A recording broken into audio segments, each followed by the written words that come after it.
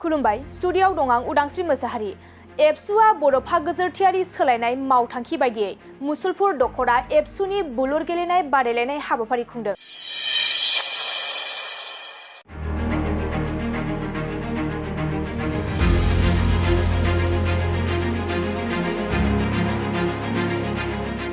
बाक्सा जिल्ला मुसलपुर दखरा दुलाराय बर' फरायसा आफाद मावथांखि बुलुर गेलेनाय बादायलायनाय हाबाफारि खुंदों।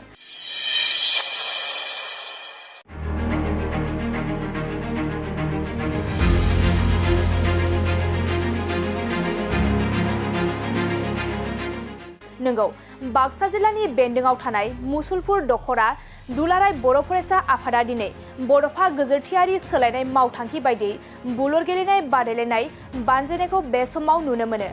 मिथिनो मोननाय बायदिब्ला बे गेलेनाय बादायलायनायाव दखरानि सिंनि मोन 8 हानजाफोरा बाहागो लादों। बे गेलेनाय बादायलायनायनि सोमोन्दै दखरानि आफादगिरि मनजित गयारिनि फोरमायनाय बायदिब्ला मिरु एबसुनि मावथांखि बायदियै बे बुलुर गेलेनाय बादायलायनायखौ बानजायनाय जादों आरो बे गेलेनाय बादायलायनायनि गेजेरजों जाखांफुनाय लाइमोन गेलेगिरि बिथांमोना गेलेनायनि मोनसे मोजां खाबुखौ मोननो हायो आरो इयुनाव साफा मोजां गेलेगिरि जाहैनो हायो। लोगोसे बिथाङा गेलेगिरिफोरनो गिबि बान्था महरै 5,000 आरो नैथि बान्था महरै 3,000 नोगोद रांनि बान्थाबो होनाय जागोन होननानै फोरमायनायखौ बे समाव मिथिनो मोननाय जायो। खौरांगिरिफोरनि सिगाङाव मा बाथ्रा फोरमायखो आबुङै मिथिनानै लानि फै। नंगौ मुसलपुर दखरा दुलाराय बर' फरायसा आफादा दिनै जोंनि दखरानि बेन्दोंआव थानाय गुबुन गामिनिफ्राय जोङो हांख्रायनानै मोनसे बुलुर बादायलायनाय बानजायदों। बे बड'फा गोजोरथियारि सोलायनाय मावथांखि मिरु दुलाराय बर' फरायसा आफादनि मोनसे बे मावथांखि बा मिशन, बे मिशननि दहाय लानानैनो जोङो जोंनि दखरानि सिङाव थानाय माखासे जाखांफु गेलेगिरिफोरखौ एसे खाबु होनाय असिलायै बा बिथांमोनखौ जोङो गोजौ फारसे लांनायनि थांखिजों नैबे बुलुर बादायलायनायखौ जों होदों। नंगौ जोंनाथ' दखरा हिसाबै गामियाबो एसे खम, अब्लाबो बेवहाय मोन 8 गोख्रों टिमानो बाहागो लादों आरो बिनि जों मिनिमाम प्राइज फार्स्ट प्राइजखौ जों 5,000 दोनदों आरो सेकेन्ड प्राइजखौ जों 3,000 दोनदों आरो बिदिनो मोनसे थुलुंगा होनायनि असिलायै जोङो नैबे खेलाखौ बानजायदों। थारैनो गेलेनायनि गेजेरजों गावखौ मुखुब खालामना लाखिनो हायोब्ला लाइमोनफोरा माखासे गाज्रि खामानिफोरनिफ्राय गावखौ एसे सांग्राङै बा जानगाराव दोननो हायो। हमनानै लादो आथिखालाव मबाइलाव सानफ्रामबो नों मबाइलाव बेस्थ' थानाय गोबां लाइमोनफोर नुनो मोनो। ड्राग्स गान्जाजों लोब्बा थानाय नांथाबना थानाय गोबां लाइमोनफोर नुनो मोनो, जायनि थाखाय जोंनि लाइमोन फंबाय बिनानाव फरायसा फरायसुलि बिथांमोना गोबां खहानि मोगा-मोगि जानांदों। दा नोङो गेलेनायनि गेजेरजों नोङो गावखौनो बेस्थ' खालामना लाखिनो हायोब्ला बेफोरबायदि ड्राग्स गान्जा बायदिनिफ्राय जानगाराव निसय थानो हायो। लोगोसे मोनसे बाथ्रा बेबो आथिखालाव गोबां खेला गेलेनानैनो साख्रि बा गावखौ फसंथानायनि मोनसे राहाबो मोननो हायो गेलेनायनि गेजेरजों।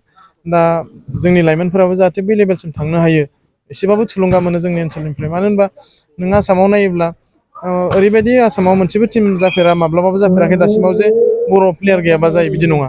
दा जोङो जेरावबो हायो, फुटबलानो जाथों, भलियानो जाथों, नोङो बक्सिंआनो जाथों, आर्सारियानो जाथों, जेरावबो जोंनि प्लेयारफोर बर' फिसाफोरखौ जों नुनो मोनो। दा बे गासैबो लाइमोनफोरखौ बेनिखायनो जोंनि साननाय हनायखौ एसे सोलायनानै अन्तत' खेलायावबो जों जाहाथे गावखौ एसे गोसो होयो, बेखौ जों खावलायनो लुबैयो।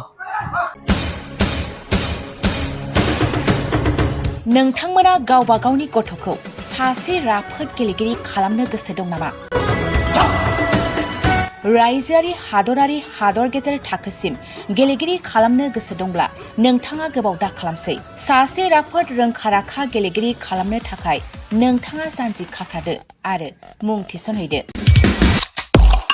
चिरां जिल्लानि सिङाव थानाय सोलिफु फोरोंसालि बल्लामगुरि काराटे एकाडेमि फोनांजाब राहा 8720903713 बड' हाउस काराटे एकाडेमि दलाइगाव फोनांजाब राहा 6900451157 बेंटल काराटे एकाडेमि फोनांजाब राहा 9678041226 बिरनगाव काराटे एकाडेमि फोनांजाब राहा 6901341656 आरो दालिगाव काराटे एकाडेमि फोनांजाब राहा 8720903713 बैफोर मख'नाय सोलोंसालिनिफ्राय सिगांनिफ्रायनो रायजोआरि हादरारि हादर गेजेरारि थाखोनिफ्राय बान्था मोननो हानाय सोलोंसाफोर मोननो हाबोनाय सोलोंसालि। बे मख'नाय फोरोंसालियाव रोंगौथि गोनां फोरोंगिरिया फोरोंथाय होनानै नोंथांनि गथ'खौ सासे राफोद गेलेगिरि सोरजिनायाव मदद आरो जाफुंसार खालामगोन।